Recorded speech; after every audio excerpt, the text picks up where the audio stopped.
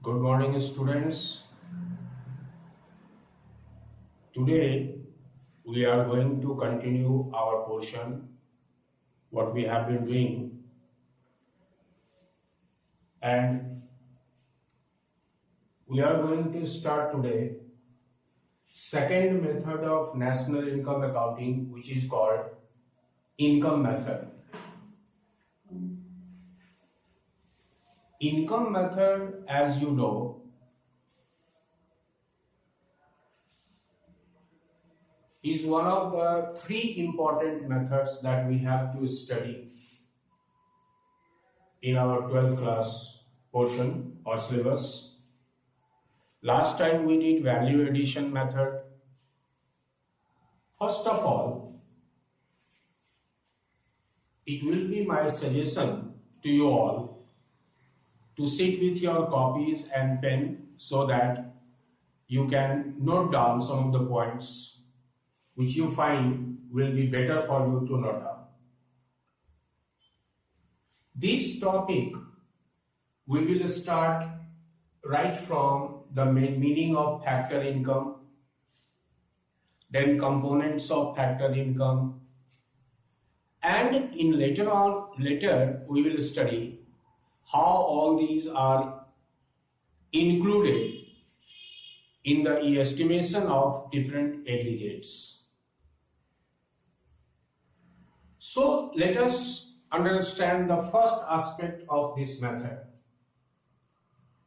What actually factor income means?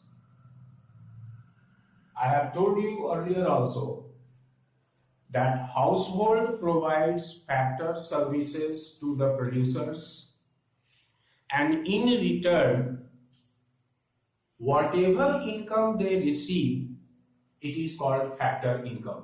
I repeat, whatever income household receive in return of providing factor services to firm or producers, that is called factor income.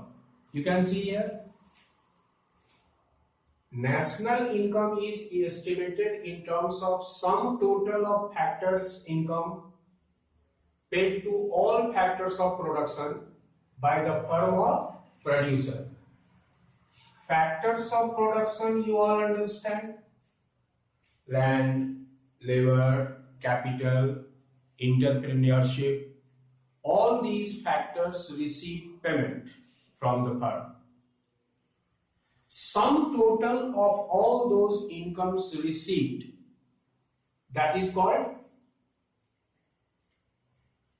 national income for an economy in a particular accounting year. I repeat, if we add sum total of factor incomes received in an economy, either providing services to the domestic territory or rest of the world, it is called national income. Second point is how to define factor income. So I have mentioned the definition also. Income received by owners or household in return of services rendered to firms or producers, that is called factor income. These factor incomes are stated in terms of salary, wages, rent, interest, royalty, profit, etc. But one point here is very important for us to understand, and that is that while estimating national income by income method, we do not include transfer income. As you know, transfer income is income out of unproductive activities. That is why we do not include this transfer income in the estimation of national income. These are now factors incomes can be classified into different categories. Let us understand one by one what are those categories. First is compensation of employee. In short, we write COE in capital. What is this compensation of employee? Compensation of employee is the factor income that an employee received in return of rendering their factor services to the employer. It includes salary and wages, either they are paid in cash or kind. Employer's contribution to social security scheme, what we call contribution to SSS in short. But one thing we should remember here, in the SSS contribution there can be two parts sometimes stated. One part is employee's contribution and the other part is employer's contribution. Here we need to be careful. We will not consider employee's contribution as employee's contribution to social security scheme, for example provident fund, is a part of their compensation. So it has already been added in compensation, so we will not add them separately in social security scheme. But employer's contribution to social security scheme will be added here. Finally, I tell you, only employer's contribution will be added here. Pension on retirement is not transfer income. It is factor income. Because government pays employees pension after retirement and it is a kind of transfer income, so it will be considered in the estimation of national income accounting in income method. So after adding wages or salaries in cash or kinds, employees' contribution to social security scheme, pension on retirement and others, what we get is compensation of employee. This is first component of national income accounting. Second component is operating surplus.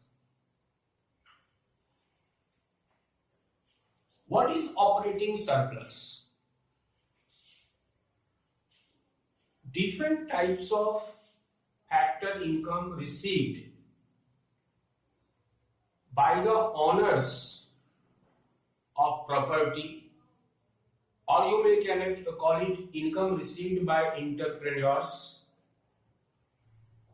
due to ownership of property, that is called operating surplus.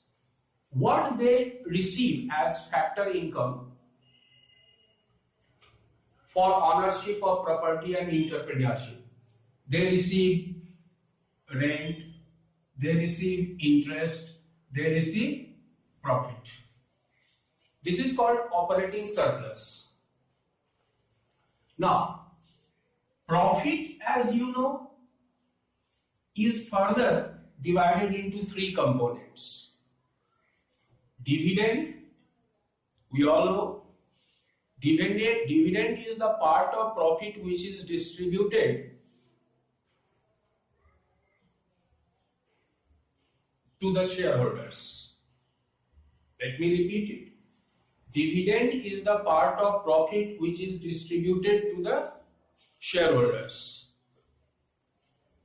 Second is corporate or corporation profit tax. It is the tax that is paid out of profit by the owner of enterprises or corporations. And third is undistributed profit or corporate saving. Out of profit, after paying dividend, corporate tax or corporation profit tax, whatever is left to the entrepreneurs, that is called undistributed profit or corporate saving. So these are the three vital parts of profit. At this point, we need to be careful, because if in our question profit is given and then all these three parts are also given separately, then we will not add them, we will add the profit. These three are automatically added. If we add profit and then separately we add all these three components like dividend, corporation profit tax, undistributed profit, then there will be problem of double counting. So we will not add them. The third and vital component of accounting national income by this method is mixed income. Now, if we complete this term, then it will be mixed income of self-employed. Self-employed person also considered income for them. They receive salary and wages, rent, interest, profit, royalty, but it is said to be the salary and wages of self-employed, rent, interest, profit, royalty for self-employed. So in short, what we write, mixed income of self-employed person. They are also a part of factor income.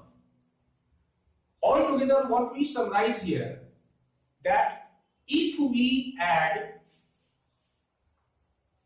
compensation of employee,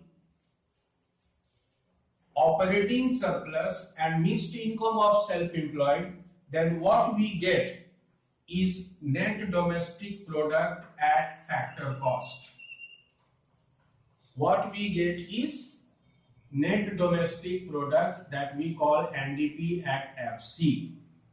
I repeat, while estimating national income aggregates by income method, if we add compensation of employee, operating surplus and mixed income of self-employed,